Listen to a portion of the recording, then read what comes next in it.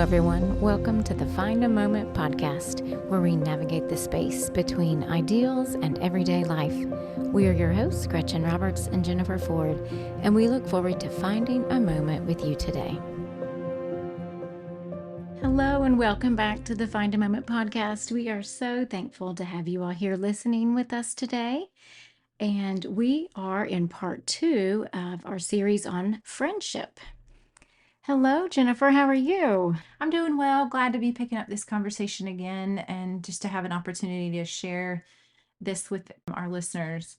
I think to start off this episode, on our first episode, we talked a lot about friendship with people in our lives, our spouses, our children, our neighbors, and ways that we cultivate and invest in those relationships.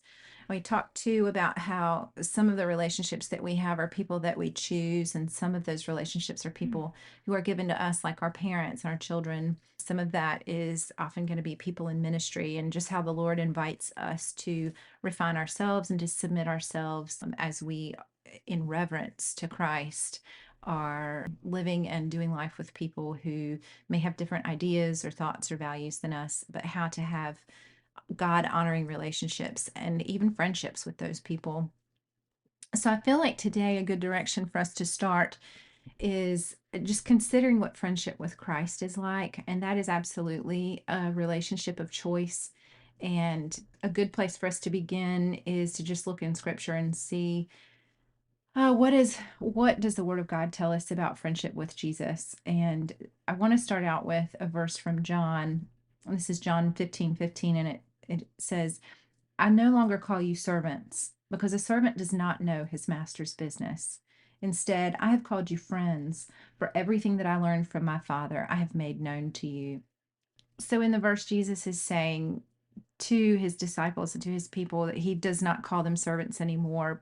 So Jesus is saying that there's not a line between himself and his followers in the same way that there would be a line between masters and the master's servants, because there's a certain amount of knowledge or intelligence that you would assume to be withheld in a relationship like that. And instead, Jesus is painting this picture of brotherhood and of shouldering up side by side, and of there being this lateral relationship as opposed to a vertical one with his followers. And so he is calling this a friendship. And he's saying that everything that the Father in heaven, everything through fellowship, everything through oneness with the Father, Jesus is saying that he is making these things known to his friends. And so that invitation still remains for us. And I think the question is, how do we go about finding the wisdom and the knowledge and all of the things that Jesus imparted to his followers? How do we go about finding that? And how can that build our friendship with Jesus? And that would just be time in his word. That would be time in prayer. That would be communing. That would be being on our knees, being just face to face in our minds with the face of Jesus. We had this morning at our church, they had a prayer time, like a drop-in prayer time. And Gretchen, I'm so glad that we got to share that together. Wonderful. It was really sweet. And on the prompt that they gave us before we walked in, one of the prompts said, imagine that you are face to face with the Lord. And I thought, what would that be like? And would it give me new insight or new heart knowledge to who God is? I think about when we see the eyes of somebody who is, for example, someone leading worship. If I can't see their eyes, or if their eyes are closed, there's something that I feel like is withheld, as opposed to if I'm able to see into their eyes and see their face and the expression, particularly the eyes. I just think there's something, this window into the soul that you have access to through the eyes. And I just, in that moment this morning, I thought, what would the eyes of God say to me? And what kind of friendship would that be like if I were able to be face to face, like truly face to face? And so going to him in prayer and imagining that. When they were talking about like what God's face would look like when you have sinned, and like how we feel like he's looking at us, but then how he actually is looking at us, and just imagining those compassionate eyes looking at you. And can you enter into that in your imagination of how is he looking at me? Is he looking at me with disappointment? No, he's looking at you with compassion. And he says that when he looks at us, he sees Jesus. So it's just a beautiful thing to try to enter into your imagination, I Mhm. think, in that regards to prayer. And I don't think we hear very often the idea of our imagination. Like our imagination, I guess, just doesn't, that's not something that typically intersects with spiritual conversations. Mhm. And I think that's a special gift to be able to imagine that the Lord would give us that, a mind that can do that. Another verse is Matthew 28:20, and it says, "And surely I'm with you always to the very end of the age." Hebrews 13:5, "Never will I leave you, never will I forsake you." Proverbs 18:24 says, "One who has unreliable friends soon comes to ruin, but there is a friend who sticks closer than a brother." Philippians 4:19, "And my God will meet all your needs according to the riches of his glory in Christ Jesus." And then Psalm 145:18, "The Lord is near to all who call on him, to all who call on him in truth." So these are all just promises that are full of reassurance, full of compassion, and a confidence that we can have that even during seasons of loneliness or feeling like we aren't understood or feeling isolated, whether that's intentional isolation or whether it's just because of hard circumstances, I think all of these verses can provide some comfort and can be they can definitely be sources of strength and confidence and comfort for us. Gretchen, do you have anything to add or any commentary on any of those?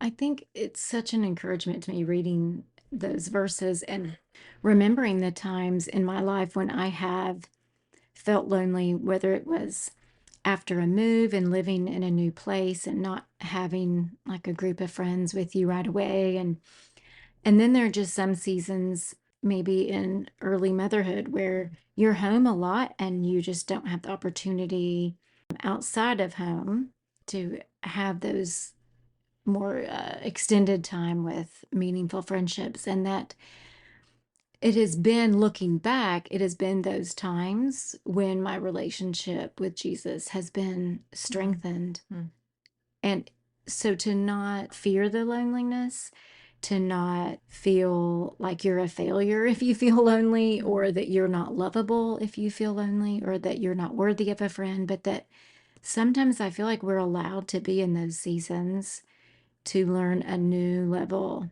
of reliance mm, on Jesus as our friend. Because in those times, I remember, if you've ever battled with depression or postpartum depression or all those things, you can be kind of in that dark night of the soul, so to speak, and you can feel alone. And then I don't know about you all, but when I had my first baby, I just had, and maybe it was the pediatrician in me too, but I just had this fear of what if something happens to her. mm, And so, kind of learning to place her into God's hands, and then also to realize that, kind of in the same spirit of Job, of that even if everything is taken from me, I still have a friend in Christ and I'm never alone.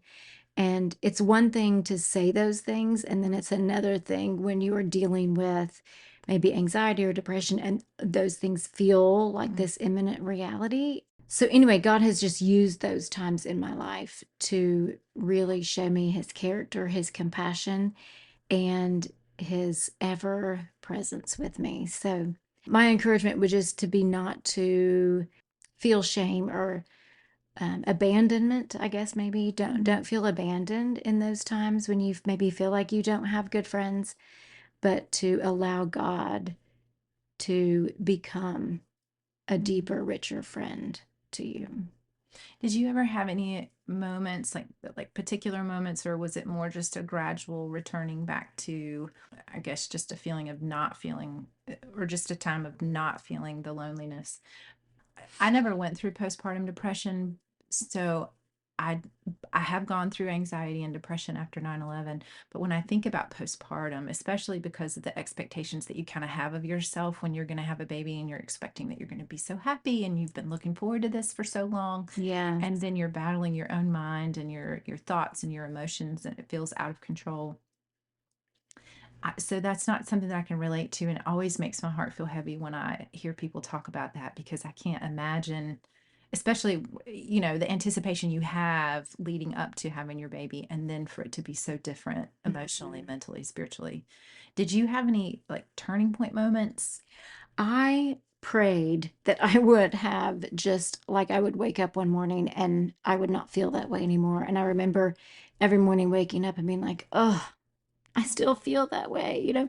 So it was definitely for me, it was a very gradual and I would say transformation Mm, because it's not like I went back to feeling like I felt before I had her. Like it mm, was a complete transformation in how I viewed life and how I viewed God and how I viewed my role as a mother. Like it was so transformational for me. So I would say it was a definite gradual coming out of that. And mhm, one of the ways I have described it is like a mind body disconnect. mm, Like mhm, your mind knows like I have this beautiful healthy baby girl and I do enjoy her. Like I love being with her, and mm, yet my body is sometimes just going through the motions and feeling so tired and so sad, mm, but it's just this real disconnect. mm, So I was anticipating the connection to come back, but it was a very slow, I would even say rewiring mm, of those two things. mm, I don't know that that's everyone's experience, but that was mine. And so there was just a level, like I said, of transformation mhm, through that process, which now I'm thankful for. It does lead you to a level of compassion. And I see new moms like at church and things. And so I make a point to say, how are you? How are you feeling? And I mhm, know that this can be a time when you feel like you should be joyful and you may not be, and that's okay. But it has given me that place to bring up the conversation with other moms because it is definitely something out of your control. You are not choosing by mhm. any means to feel that way and to walk that path for sure. It's definitely something that unless you've been through it, it's really hard to understand what that experience would be like. Mm. On this podcast, on this show, we talk a lot about ideals in everyday life and the fact that those two things don't always line up. And when they do, yay, praise God. But sometimes that's kind of rare.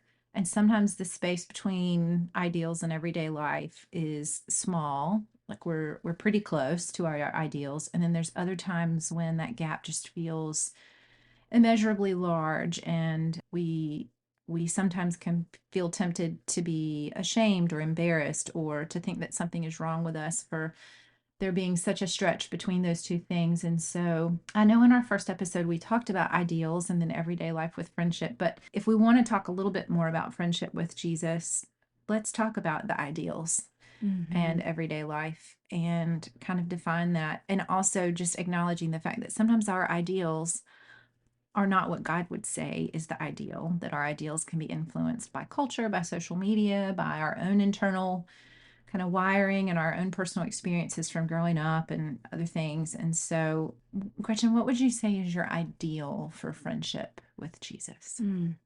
Similar to my ideals in friendship with other friends like you or my spouse or my children, it's that time together Mhm, and feeling that openness, that intimacy of being able to truly share what's going on and to feel supported and welcomed, mm, and that in the midst of it all that I know that that person is for me. mhm, And so I think that's probably my ideal is time with Jesus. And I mhm, think that is where the struggle becomes because mm, it is such a choice.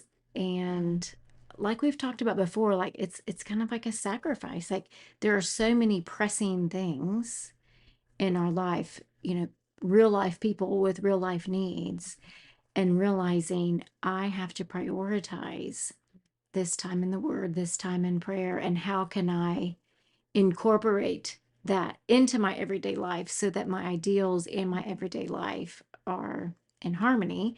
So, yeah, it's mostly for me, I think it's the time and feeling that connection. Mhm. And then we have everyday life, which is like what you were saying, the busyness, the distraction, the other voices, the people, the needs. And I would say sometimes everyday life is just not taking the time away from all of that to Mhm. just be present with the Lord. And sometimes the way that that gap can be closed is, and I feel like we've talked about this at other times too, but having that having that moment of connection even while you're standing at the stove making dinner, Mhm. or the everyday or the every moment holy liturgies, like the everyday moments of life that can become holy and sacred when we choose to enter in our mind and our heart and our spirit.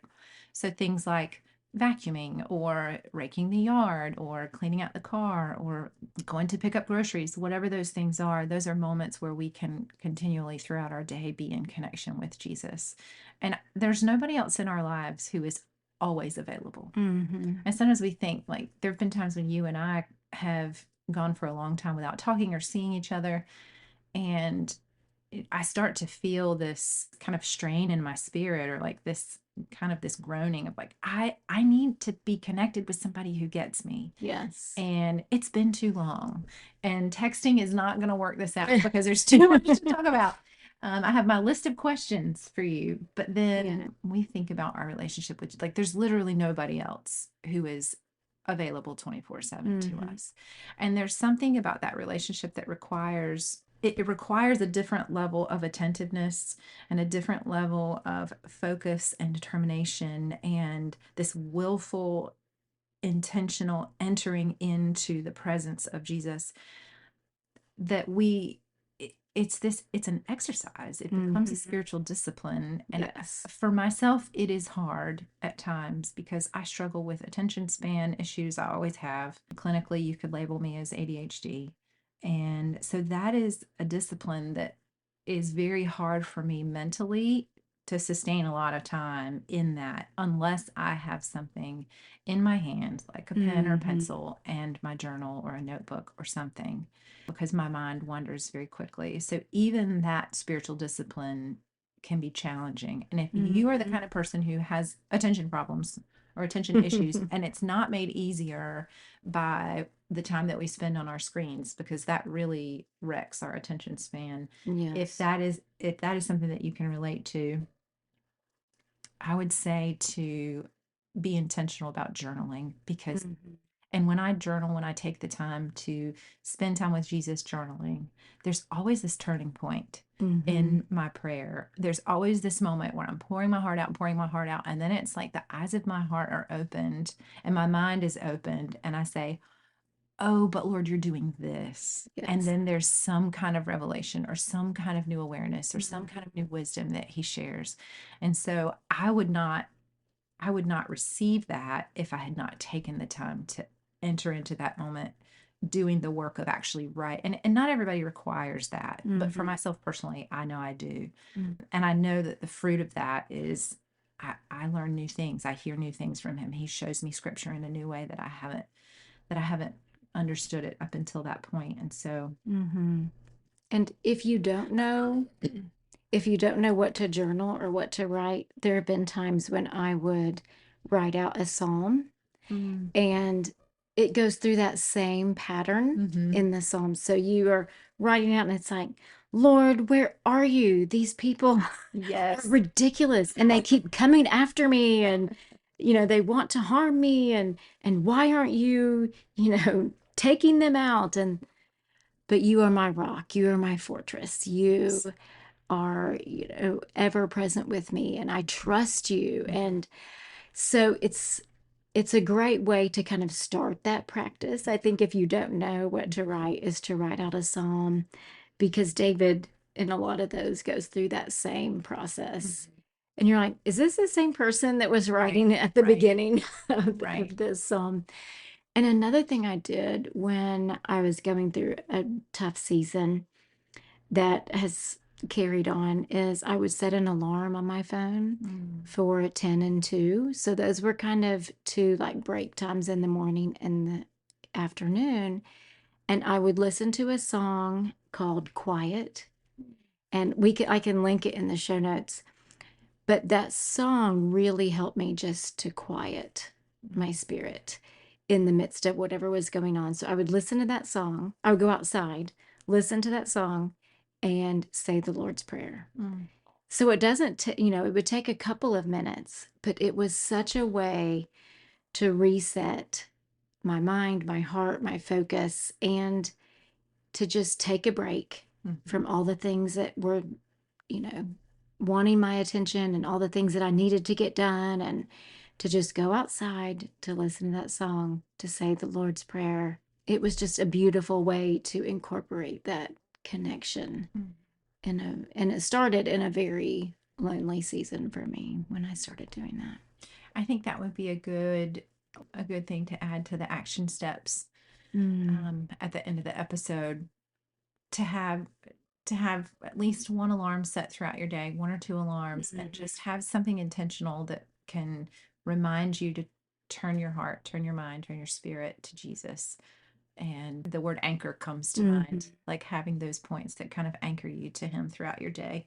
Just this intentional mindfulness, an intentional reset, an intentional connection. I mean, I can't imagine in my mind, I'm kind of like, if you and I live next door to each other and we set our phones for 10 and 2, and at 10 and 2, we grab our coffee and go out on the porches and we say, hey, how's your day going? Right. Imagine how filling that would be. Right. And imagine there are going to be some days when you've got an appointment, so you can't do 10 a.m. or I have to go pick up groceries, so I can't do, and I would think how disappointed I would be if we missed those, if I'm looking forward to that, counting on that, and if I miss that. And so imagine in our relationships with Jesus that he's always there. He's always available, always willing. And so we're going to add that to our action steps. I love it. So Gretchen, I know that for my family, we've moved several different times, but we've been in this area, in this community. I've been here my whole life, and so our girls have too.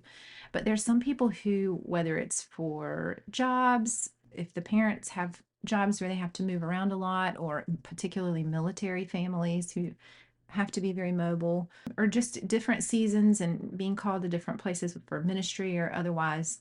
For people who may find themselves having to relocate, or maybe they're in a new community and just have not made connections, do you have any suggestions or practical advice to help them kind of move from loneliness to connection?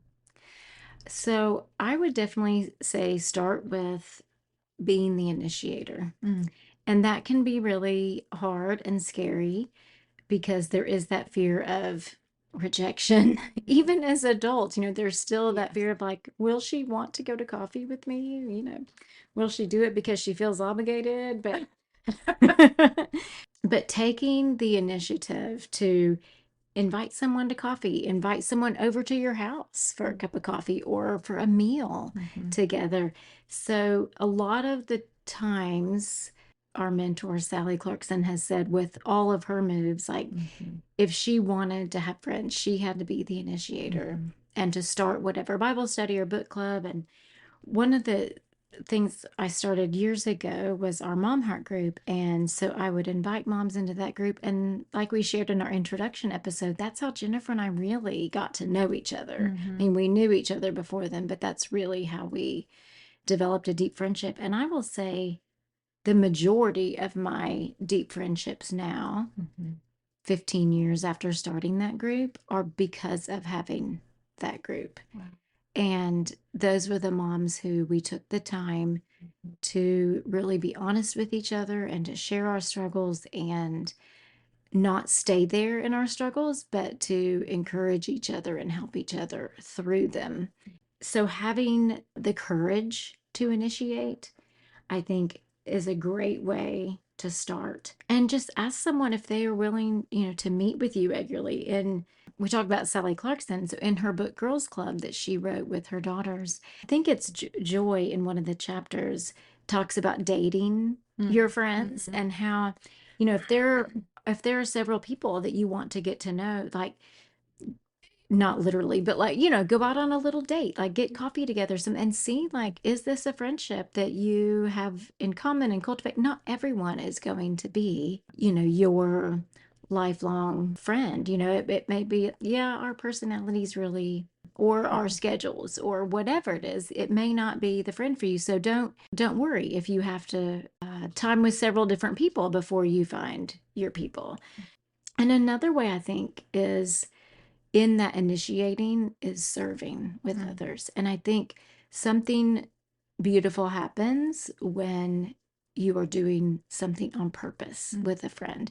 So if there's something that, maybe it's a service project through your church, or you want to start something as far as whatever it would be to serve with someone else, it gives you a purpose for getting together and for sharing life together. And especially maybe for people who are more introverted that wouldn't just want to go sit over a cup of coffee, but they can go work at the community farm with you and really enjoy that. And then maybe afterwards get some lunch or, things like that. So I think initiating is a great first step. And I think, as always, praying, asking God to give you eyes to see potential friends, and asking Him to give you the courage to reach out to those people. A lot of times we can make assumptions when we see someone and think, oh, she wouldn't want to be friends with me, or she looks too busy, or whatever our assumptions may be. And so often, I would say more often than not, our initial assumptions are wrong. And those people would love to meet with us, but no one has asked them. So definitely pray, ask God to give you eyes to see the potential friends. And then I think also to read, to take time away from screens. Social media, all the things on screens that we are fed give us a false picture of friendship. They can make us feel left out. They can make us have ideals that are totally false and not what should be our ideals. So take away time from screens and read about preparing yourself to be a friend. I think in our first episode on friendship, I think I talked about emotionally healthy spirituality. I think that's a great place to start, to really know who you are and to kind of be in a healthy place emotionally and spiritually to where you can be a good friend. So prepare yourself to be a friend. Another book that I have loved reading is called Bandersnatch, and it is by Diana Glyer, and it is about the collaboration of the Inklings, how their creativity, their coming together made all of them better than they would have been apart. She talks about this concept of resonators. And so it's having this person, she says, fundamentally, a resonator is someone who says, I hear you, I understand what you are trying to do, and I'll help you get there. So she goes a lot more into that in the book. Who can you be a resonator for, and what kind of resonator do you need? And so it's about working together. Another quote in the book, she talks about C.S. Lewis, of course, the being with the Inklings. And she says, in his book, The Four Loves, Lewis describes the pleasure of working with one's colleagues side by side. In fact, he built his whole theory of friendship upon this very idea. You will not find the warrior, the poet, the philosopher, or the Christian by staring in his eyes as if he were your mistress. Better fight beside him, read with him, argue with him, pray with him.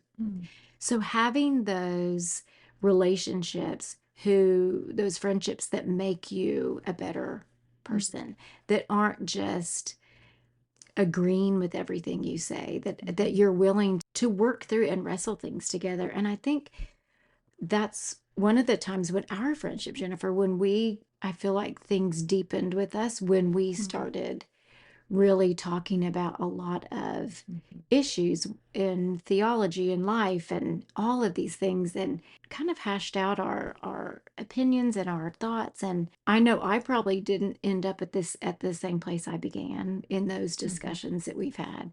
And it's things that we can now come back to and pick up where we left off, in having those discussions. And so it's not oh, I'm right, you're wrong, you're right, I'm wrong. It's very much a process and a growing together. So, And don't you think some of those conversations, or the volume of conversations that we had like that, are, this accumulation over the years, is what really prompted us to do this podcast. yes, for It's because those sure. conversations always, they were always purposeful, and they were always thoughtful, and they were challenging and deep.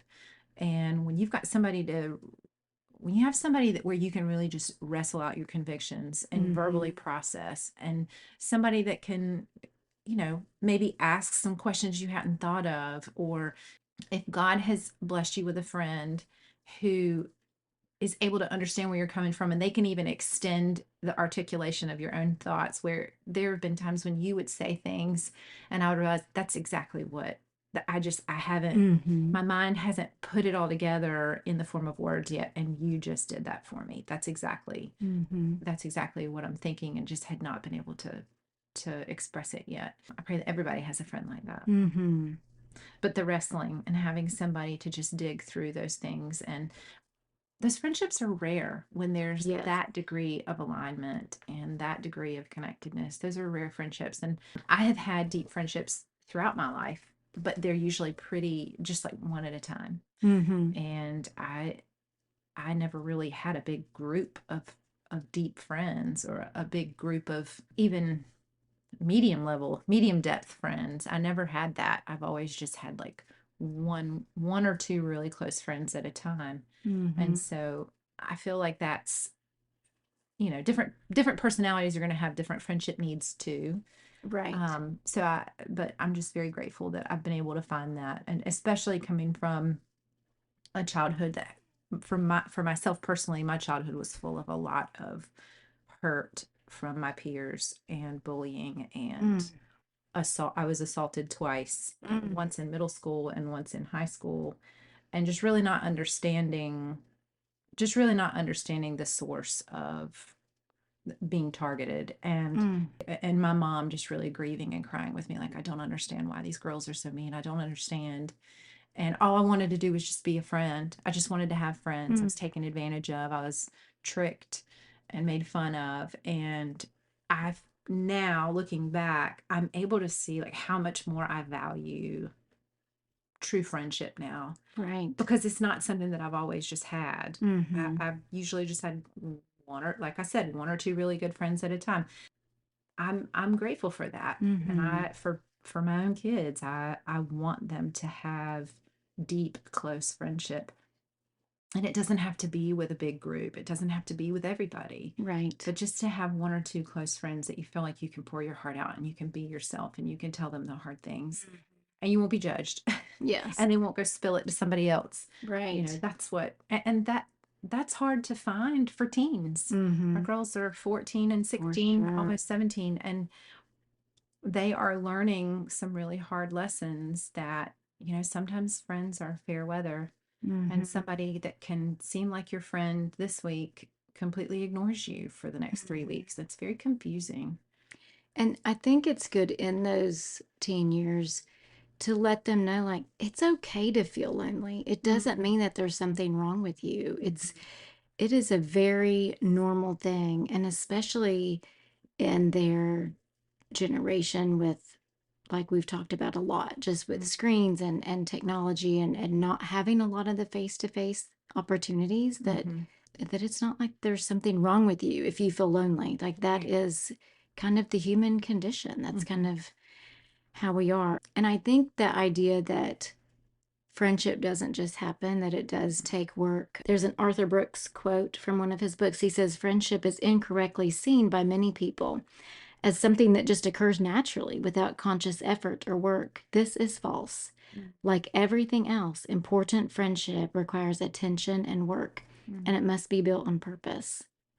So it definitely takes that initiative and that work and that kind of that years potentially of mhm, investing and spending time together, and for that to deepen. And I think something else you said that I wanted to be sure and share is that you don't have to be friends with everybody. mhm, And I think there is a pressure, especially in the Christian culture, that mm, we should be able to be friends with everybody and kind of are you a good Christian if you can't be friends with everybody? And there are people who maybe God is not the friend for, they're not you're not the friend that they need, and that you have to sometimes trust that he will provide the friend they need.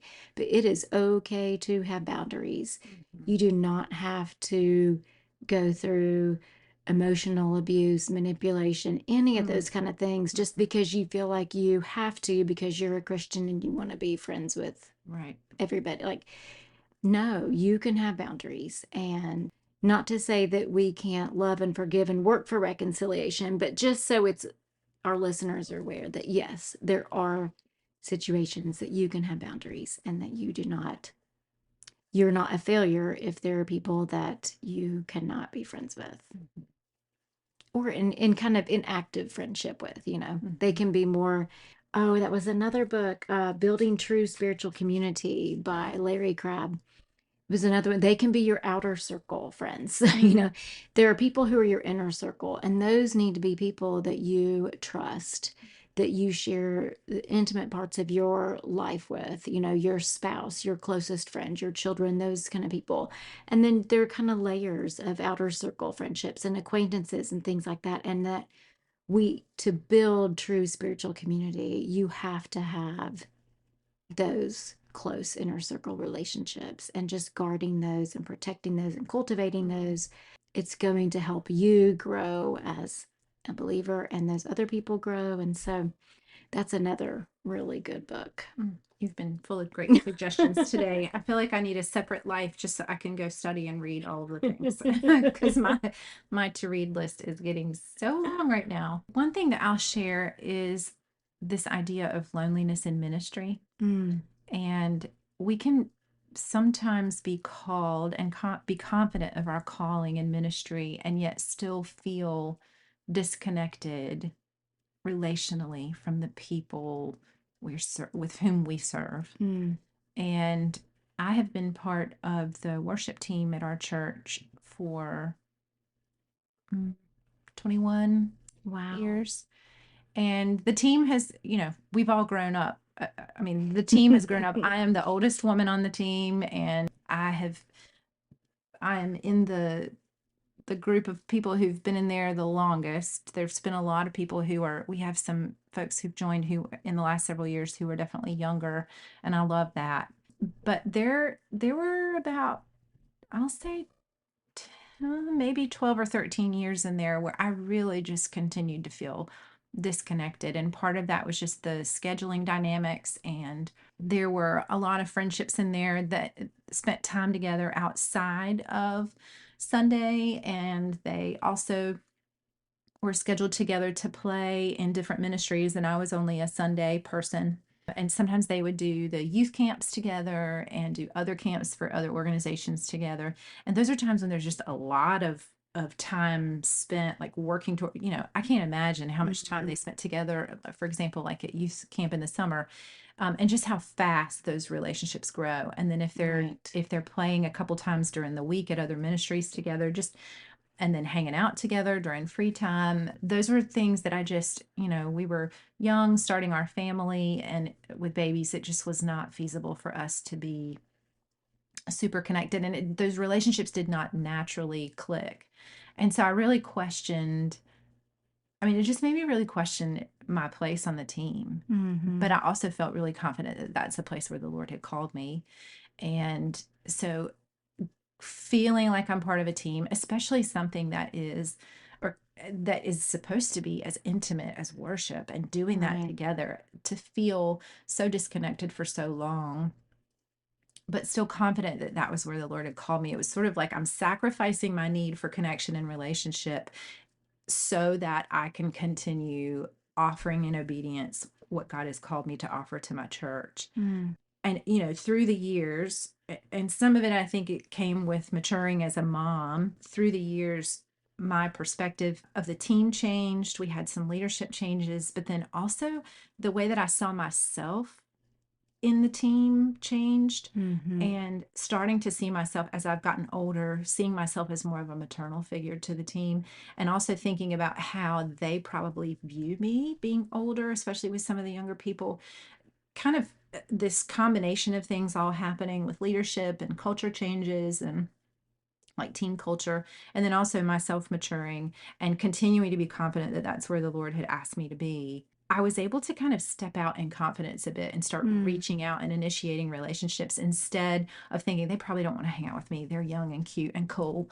And instead thinking they probably wonder why I'm so disinterested. Mm. Like they're probably thinking does she disapprove, or is she aloof or Mhm. unapproachable? And so I had to kind of make some adjustments with how I saw myself in relation to the team and realize I'm probably being perceived differently than I realize. And I can't just wait. I had to do some Right. initiating and some reaching.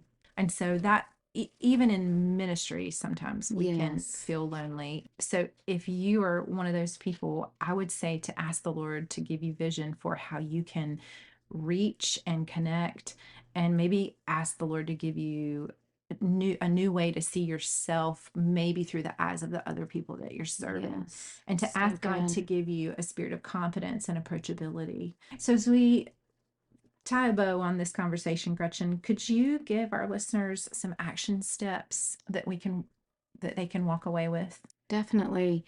We really hope that this series so far has been an encouragement to you. And we look forward to next week. You get to meet one of my longest friends. We've been friends since I think we were like 2 years old when we met, but she is coming in town and we get to podcast with her. So you will get to meet my dear friend Jennifer Wood on our next episode. So be sure and listen in for that. But in the meantime, in thinking about friendship and cultivating friendship, kind of the three takeaways we want you to leave with today is to set an alarm for finding a moment to connect with the Lord, to spend time with Jesus, whether it's through reading a psalm, writing a psalm, singing a song, praying a song, whatever, having just a minute or two of quiet, just in the course of your day, just to set an alarm to